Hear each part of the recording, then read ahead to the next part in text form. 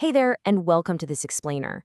Today, we're going on a totally fascinating micro to macro journey. We are going to explore the literal architecture of learning. We're zooming all the way in from the microscopic spark of a single tiny neuron, right up to the vast, complex systems that build human mastery. So if you've ever found yourself wondering how your brain actually absorbs, organizes, and retains information, you are in exactly the right place. Let's get into it. So, quick question for you. Think about your morning commute for a second. Do you remember the car right next to you at the stoplight today? Chances are you have absolutely no idea. But, you definitely remember it if it was something completely extraordinary, right? Like a bright lime green Lamborghini. Here's the thing. At any given moment, your sensory register is just bombarded with signals. But your brain, it acts like a super strict bouncer. It constantly shifts attention between signals, and you only actually encode the things you actively pay attention to. Okay, let's dive into this. Because your brain just can't process all that noise at once, it has to prioritize. This is exactly why multitasking as a learning strategy is a complete and utter myth. If you're sitting in a lecture but you're paying attention to scrolling through Instagram, well, Instagram is exactly what your brain is going to encode into memory, not the lecture. The brain simply prioritizes the single signal you are focusing on at that exact moment. Now, once you actually pay attention, that information enters your working memory. And get ready for this, because the limits here are pretty shocking. Your working memory can only hold about 7 to 9 items of information, like, say, a phone number, for a mere 5 to 15 seconds. Just let that sink in.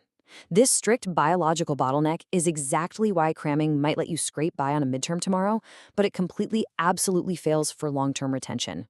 No way around it. So, how do we bridge that massive gap from working memory to long-term storage? Well, learning basically has to become like a giant electrical storm in your brain.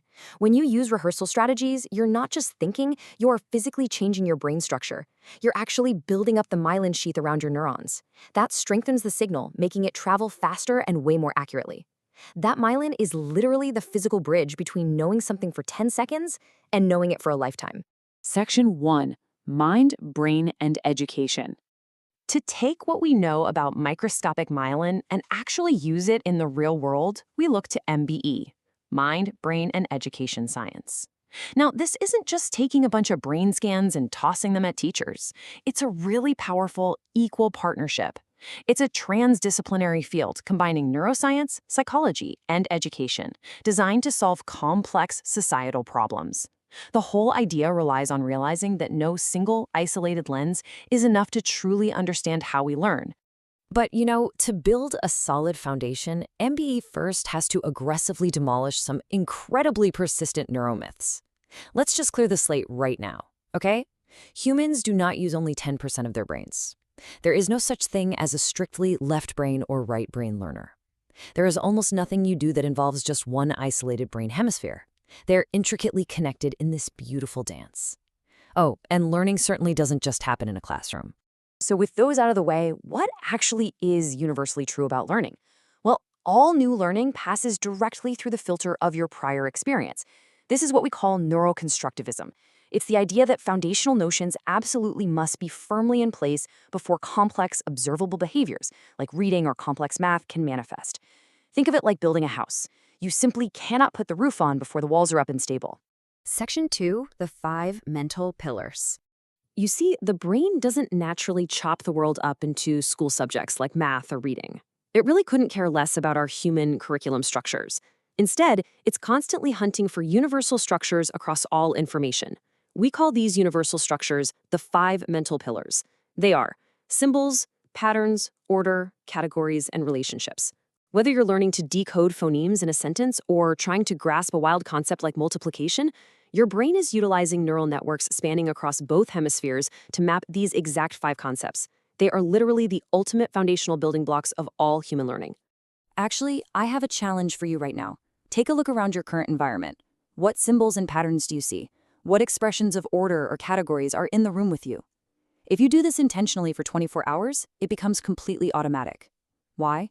Because this is exactly how your brain is happiest perceiving the world. It naturally wants to categorize things and find relationships. It craves that structure.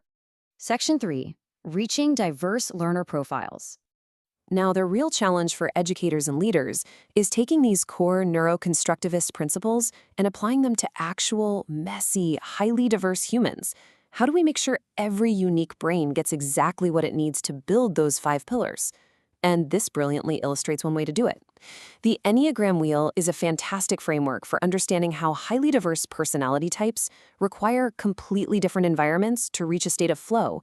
That golden state where the brain is primed and most ready to encode new information.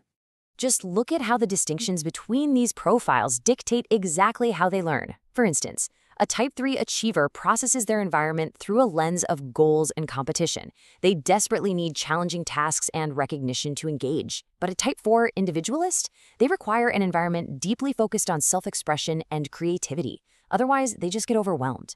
Meanwhile, a Type 9 peacemaker needs structured harmony and really clear expectations, but with built-in flexibility. You simply cannot teach them all the exact same way and expect it to work. Let's move to and see how this builds when we look at some sharper contrasts. Take a Type 5 investigator. They absolutely require a quiet, highly focused environment packed with deep intellectual resources to thrive. Now, put them right next to a Type 7 enthusiast, someone who desperately needs engaging variety, incredibly high energy, and active exploration. When you see it like this, it becomes so obvious why differentiated instruction isn't just a nice to have, it's an absolute biological necessity. Section 4, Building Resilient Minds. When we bring the whole shebang together, the limits of working memory, the 5 pillars, and these highly diverse learner profiles, it totally explains why a physical tool like Lego Serious Play is such a massive game changer. When a learner physically builds a model, they are utilizing the hand-mind connection for cognitive offloading. They are literally pulling complex thoughts out of their highly limited working memory and placing them right into a physical space. This immediately creates a precondition of flow, but it goes even deeper. The actual mechanics of building heavily map directly to the 5 pillars. Snapping 2 bricks together, that defines a relationship. Color-coding pieces, you just created categories and patterns. Stacking them establishes order. And the final model acts as a physical symbol of their thoughts. You are practically hardwiring these concepts into their synapses for deep encoding. It gives diverse types, whether it's a Type 1 reformer who needs structural goals or a Type 8 challenger eager to take the lead, the exact sensory and social scaffolding they need to succeed. So the crucial point is this. The science ultimately points to one really profound truth. The greater number of ways an individual can understand a concept, the higher the likelihood they'll be able to use it within context. If you can tie a concept to a physical object, then link it to a social interaction tailored to their specific personality type, and finally provide an emotional entry point, you are sparking a massive, beautiful electrical storm in the brain. That is how you solidify long-term memory encoding. Wow, we've traveled from the incredibly tight 15-second limits of working memory all the way to physically mapping the 5 pillars through diverse personality profiles. It's like a giant puzzle coming together. So I'll leave you with this provocative question to carry with you today. Armed with this understanding of the architecture of learning, how will you transform your environment to build the missing connections for the learner right beside you? Thanks so much for joining me on this explainer, and honestly, I absolutely cannot wait to see what you build with this knowledge. See you next time.